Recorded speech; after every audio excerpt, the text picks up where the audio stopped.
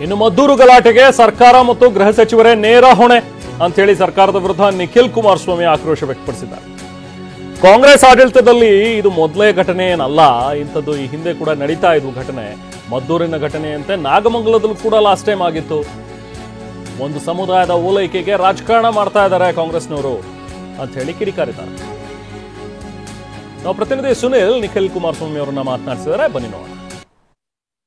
ನೀವು ಕೂಡ ಈಗ ಮದ್ದೂರಿಗೆ ಹೊರಟಿದ್ರಿ, ಮದ್ದೂರಿನ ಘಟನೆ ಬಗ್ಗೆ ಏನ್ ಹೇಳ್ತೀರಾ ಅಂತ ಹೇಳಿ. ನಿನ್ನೆ ದಿನ ಆಗಿರ್ತಕ್ಕಂಥ ಇನ್ಸಿಡೆಂಟ್, ಮಸೀದಿ ಮುಂದೆ ಒಂದಷ್ಟು ಕಿಡಿಗೇಡಿಗಳು ಕಲ್ಲನ್ನ ತೂರಿ ಗಣೇಶ ವಿಸರ್ಜನೆ ಕಾರ್ಯಕ್ರಮದಲ್ಲಿ ಇವೆಲ್ಲವೂ ಕೂಡ ಇವತ್ತು ಬೆಳಕಿಗೆ ಬಂದಿದೆ. ನಾನು ಜಿಲ್ಲೆಯ ಸಂಸದರಾಗಿರ್ತಕ್ಕಂಥವರು ಜೊತೆಯಲ್ಲಿ ಕೇಂದ್ರದ ಸಚಿವರು ಮಾನ್ಯ ಕುಮಾರಣ್ಣವ್ರ ಹತ್ರನೂ ಕೂಡ ಮಾತನಾಡಿದ್ದೇನೆ.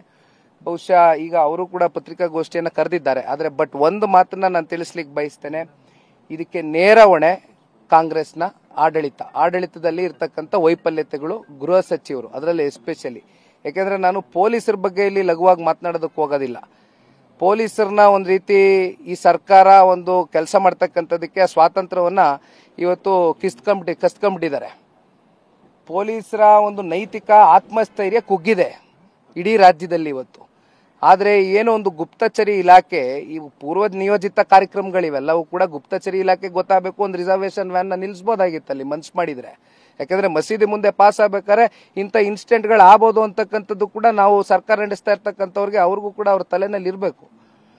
ಬಟ್ ಇವತ್ತು ಇದೆಲ್ಲವನ್ನ ನೋಡಿದಾಗ ಎಲ್ಲೋ ಒಂದ್ ಕಡೆ ಕಾಂಗ್ರೆಸ್ನ ಪಕ್ಷ ಯಾವುದೋ ಒಂದು ಧರ್ಮದ ಓಲೈಕೆಗೋಸ್ಕರ ರಾಜಕಾರಣ ಮಾಡ್ತಾ ಇರ್ತಕ್ಕಂಥದ್ದು ನಿಜಕ್ಕೂ ಕೂಡ ಇವತ್ತು ಅತ್ಯಂತ ಖಂಡನೀಯ. ಅಂದ್ರೆ ಓಲೈಕೆ ರಾಜಕಾರಣದಿಂದ ಈ ರೀತಿಯಾದ ಘಟನೆ ನಡೆದಿದೆ ಅಂತೀರಾ? ಹಾಗಾದ್ರೆ 100ಕ್ಕೆ 100 ಅದರಲ್ಲಿ ಯಾವುದೇ ಅನುಮಾನ ಬೇಡ. ಈಗ ಅಲ್ಲಿ ಉಸ್ತುವಾರಿ ಮಂತ್ರಿಗಳು ಕೂಡ ಅದೇನೋ ಹೋಗಿದ್ರಂತೆ, ಒಂದು 14 ಜನವೋ 15 ಜನವೋ ನಾವು FIR ಮಾಡಿದೀವಿ ಅವ್ರ ಮೇಲೆ ಅಂತ ಹೇಳ್ತಾರೆ. ಬಟ್ ಅಲ್ಟಿಮೇಟ್ಲಿ ಈಗ ನಮಗೆ ನಾಗಮಂಗಲದಲ್ಲಿ ಕೆರಗೋಡಲ್ಲಿ ಏನಾಯ್ತು ಇಂಥ ಇನ್ಸಿಡೆಂಟ್ಸ್ ಆದಾಗ ಅಲ್ಲಿ ವಾಸ ಇರ್ತಕ್ಕಂಥ ಸ್ಥಳೀಯರು ಅಮಾಯಕರು ಈ ಇನ್ಸಿಡೆಂಟ್ ಆದ್ಮೇಲೆ ಊರನ್ನೇ ಬಿಟ್ರು.